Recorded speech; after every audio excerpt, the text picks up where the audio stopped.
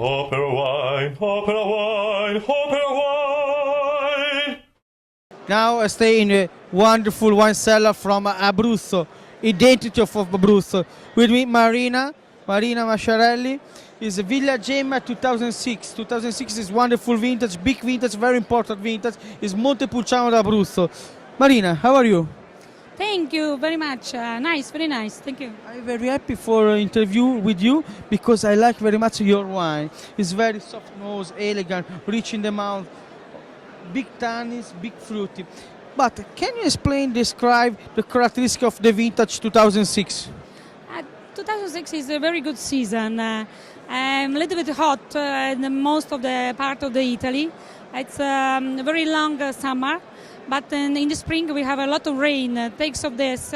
And fortunately after the 15th of October, how you know that Montepulciano arrived very late, refresh area, so it saved a very good quality.